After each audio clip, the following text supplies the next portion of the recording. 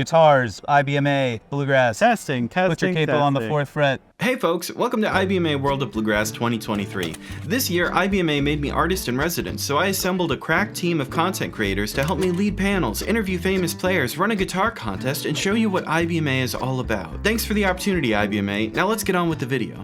Hey folks, we're at the IBMA World of Bluegrass Exhibitor. Now we've been here before on the channel, but this year, IBMA has given us the opportunity to talk to everyone and film everything. So thank you so much, IBMA. Let's go do this thing. Where do you want to go first, Ace? Should we hit up Martin first since they are our best pals? Let's go talk to them. Our best friends, Martin Guitars. We are here with the official sponsor of the IBMA World of Bluegrass. We've got Jerry, Brendan, and Lynn here with us. How's it feel to be at IBMA? First time back in over 20 years, so I'm psyched to be here. Oh man, what's changed? What? Everything. Everything. That's awesome, man. That's great. So it must be a little bit of pressure being the single most associated brand with bluegrass music. How do you guys handle all that? Well, you know what's the most pressure is visualizing every guitar that somebody comes up to you and tells you that they have. My 1937, my 1943. Oh, those are all great. And they are. But trying to visualize all that, you know, there's no way you could do that. So that's sometimes a little bit of pressure. My pressure is when Michael Cleveland said, "Here, you want to play guitar with me?" Like, no. So everyone at Martin plays guitar really well, right? Absolutely. Yes, perfect. Yes. I'm with the best of them. Yes. What model would you want people to know about the most right now that maybe they don't know about that's coming out of Martin? Well, that's a tough question. I mean, we have obviously the legacy line that everybody in this building's going to be playing 18s and 28s and 35s and stuff. But, you know, a lot of stuff is coming out of our Navajo, Mexico plant. I put up against anybody. I mean, we got some really great stuff that they should come down and take a look at. So I'm not saying this to blow you guys up, but I played a D13 a few months ago on vacation with my wife in Alaska. I wish I could have taken that guitar home with me.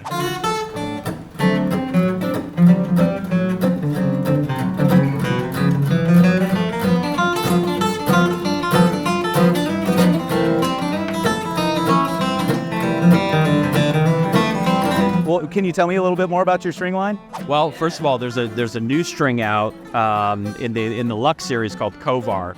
And the Kovar strings are a nickel cobalt combination. So it's similar to the Monel strings that everybody here, if we were doing this festival 40 years ago, all the performers would have had Monel on their guitars, right? So this new Kovar string is really exciting because it's real even out of the box. It's mellow. It's not Monel mellow, and it's not as bright as Phosphor Bronze or Broads. It's right in the middle there. So it's a really exciting new string. It really is. You do a wonderful job, and I love your videos too. I mean, you bring some humor into it that, you know, when I get really frustrated, really kind of breaks it up. And like, yeah, you know, so let's track Marcel around, give him a hug. I mean, yeah, this deserves a hug, yeah. Yeah, let's do it. Yeah, let's do it. No problem, man. No problem.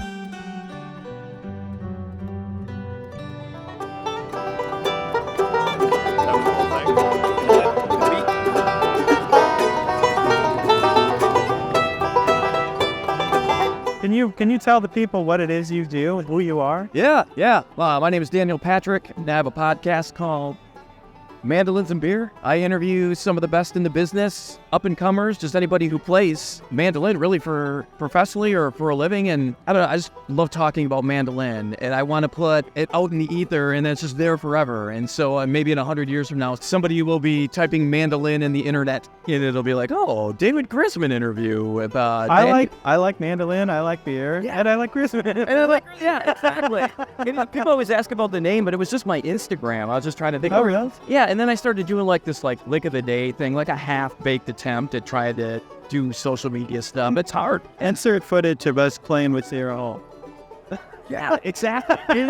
Insert us in our viral moment.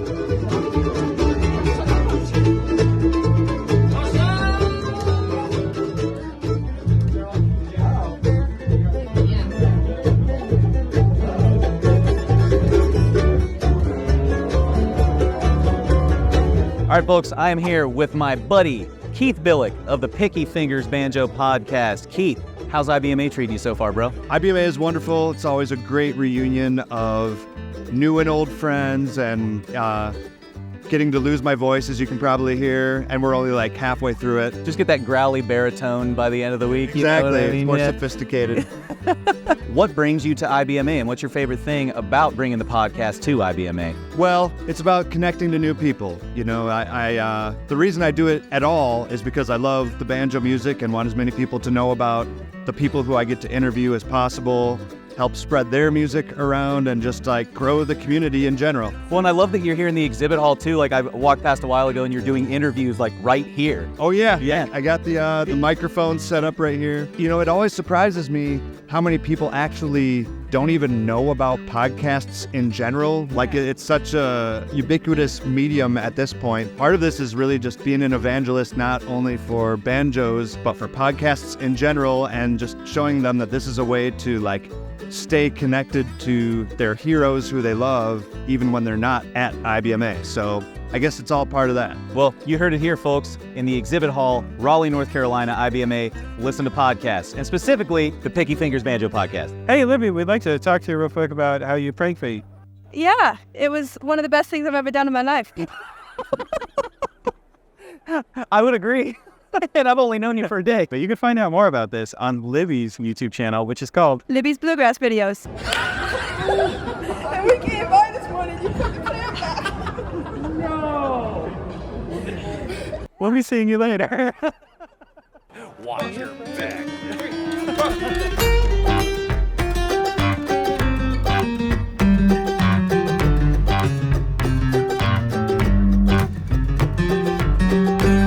So, Hillary, what is the worst part about Mickey Abraham? You just can't take him seriously. Absolutely. Go deeper on that, will you? Well, he just... Is it the haircut? For me, it's the haircut. I don't mind the hair. To me, it's just the fake beard and the fake mustache. I'm just like, get real. Yeah. Get real. Yeah, Mickey did tell Hillary that his beard was fake. And he was wearing these sunglasses and being all like incognito. What's up with that? Why do you have to be incognito? Nobody knows who you are here anyway. And that's a wrap. And that's a wrap. I like you.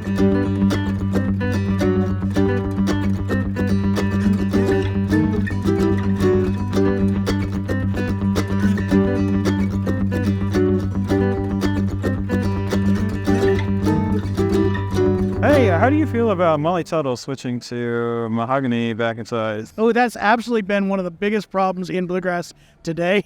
I believe there's a panel on this, actually, that happened because people were just mad. They need to know. They need to know. Mahogany, guys, I know there's a lot of great guitar players that love mahogany. Molly, no. Don't do it. I'm serious. Wait, she plays mahogany. Did you already know that? Thank you so much for your words. Yeah, that sapwood on the back is beautiful, man. Yeah. Super cool burst. I've never seen it before, but I also got to pick this absolutely gorgeous Madagascar set, which is just beautiful. And yeah, I want to keep it. Do you think that's something Molly would play? It's rosewood, man. No, we're going to keep this. We're going to keep doing this.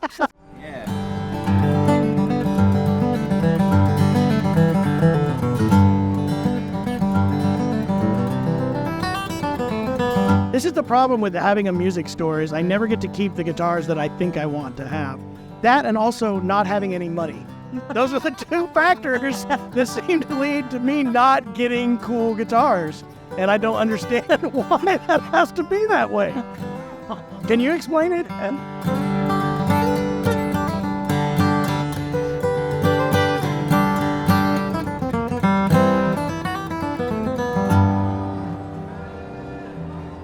You know, you came into this booth at like the end of a day, which is probably not good for either one of our channels. I'm not sure.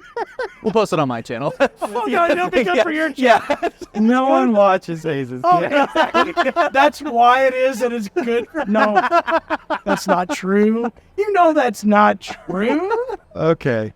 Well, moving on. This Please, is so good. Please move on.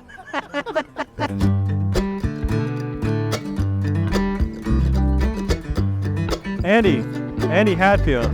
How you doing? Andy, tell me, how do you feel about Molly Tuttle switching to mahogany back inside? Well, what I heard is that it's laminate. I heard that it's rosewood on the inside and mahogany on the outside. I heard it was sapele, not even mahogany. You know what I mean?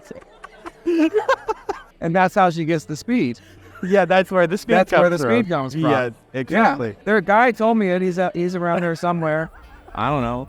He was tall. Hey everyone, thank you so much for watching this video. This tour of the IBMA exhibit hall. We'll probably be back next year, but until then, y'all have a good one. We'll see you later. Excuse me, Alan, how do you feel about Molly Tuttle switching to rosewood back inside? Oh, I think it's great. You think You got to find your right tone. Do you think this is a win for the rosewood community? You know, I fall in both camps. I'm both rosewood and not rosewood, so What would you tell to someone who is a fan of mahogany and they're hurt by the I would just say, you know, keep your mind open.